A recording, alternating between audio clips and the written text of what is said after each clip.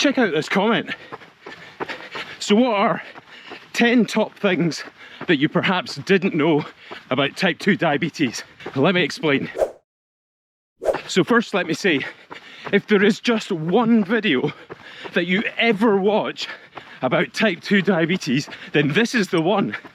This video has 10 tips and 10 things you probably didn't realize about your diabetes, with little pointers on how to help in those areas. But importantly, if you put them all together, there is potential that you can reverse your type 2 diabetes without requiring extra medication. So keep watching, and you've got to stay tuned for the last one because that was a real surprise, even to me. So number one, type 2 diabetes is not always progressive.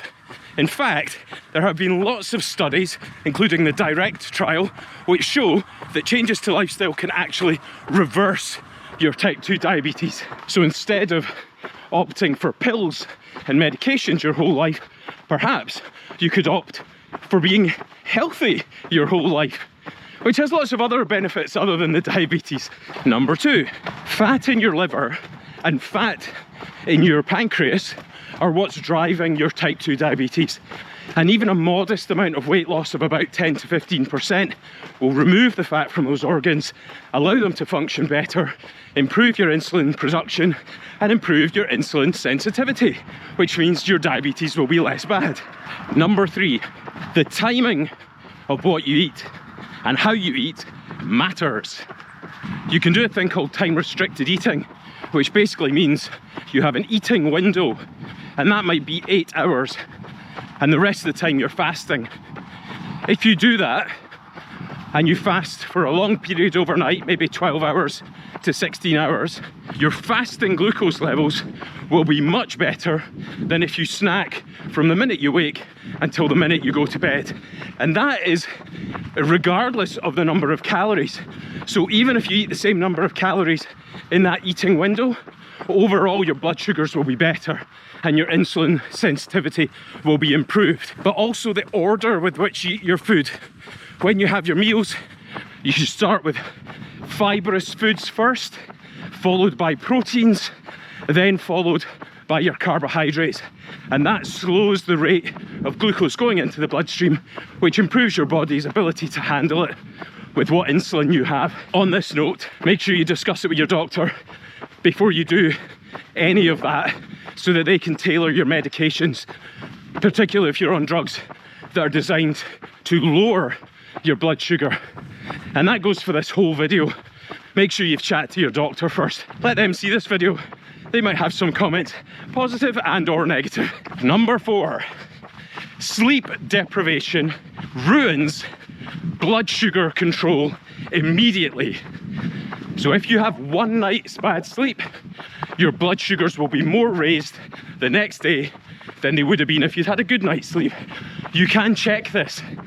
Use your blood sugar monitor if you've got one and see what your blood sugars are doing the day after a bad night's sleep versus the day after a good night's sleep. So clearly the solution to this is get a better good night's sleep.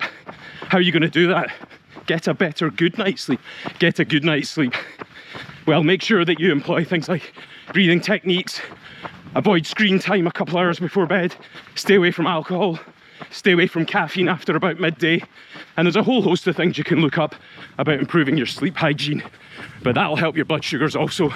Number five, muscle is a diabetic's best friend. What I mean by that is you need to be doing strength training and resistance training and building up your muscles. Muscles are the biggest store of glucose in the body. The more muscles you have, the more glucose they can store, and the more you use them, the more it removes it from the bloodstream, which means having strong muscles that you use regularly will suck blood out of the bloodstream and into the muscles, and that reduces your blood sugar. And this even goes for if you don't lose any weight. So if you do all that training and your weight stays the same, your blood sugar will still be improved. Number six, stress hormones like cortisol and adrenaline cause blood sugar to go up.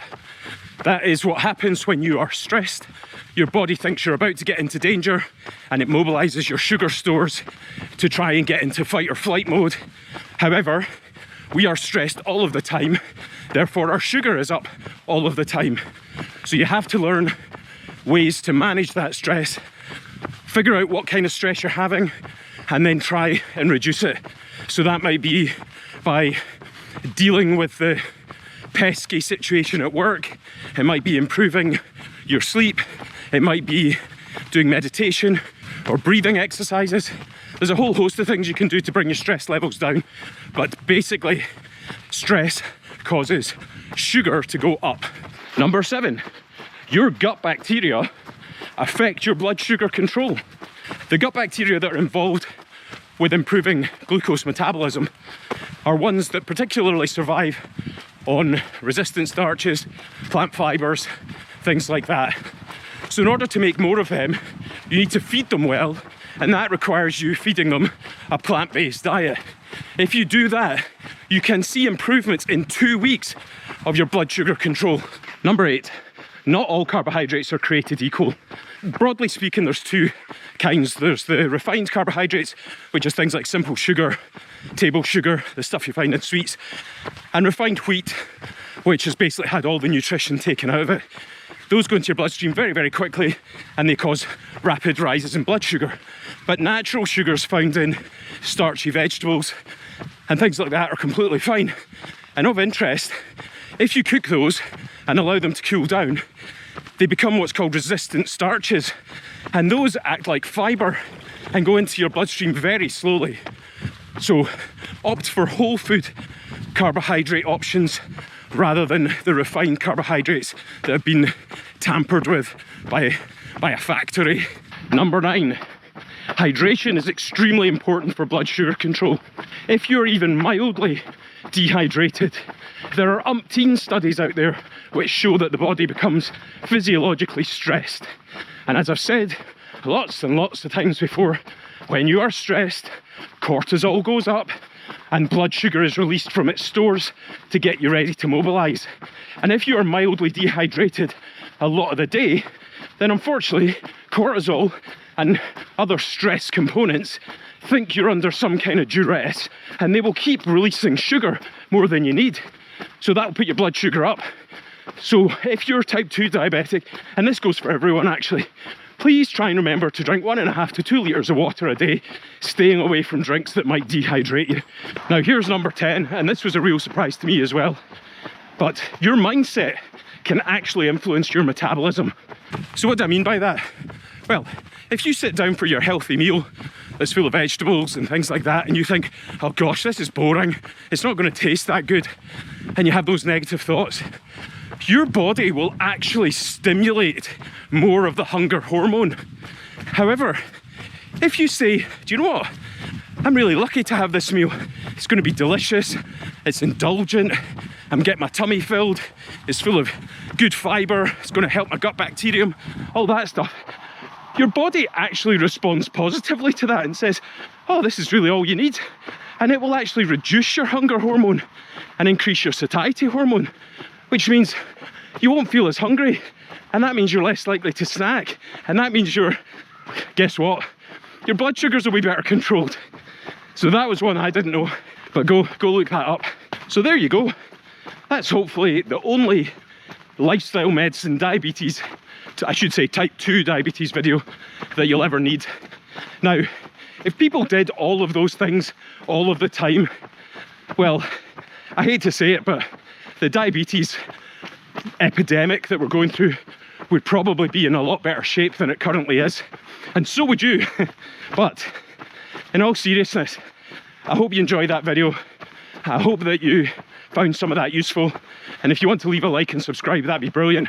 Now, if any of you out there think, oh, I'd really like to know more about point number 3, I wish you'd make a longer video about that, then please leave a comment down below and I'll do my best to make you an entire video just on that topic. So I hope you enjoyed that, and I look forward to seeing you in the next video.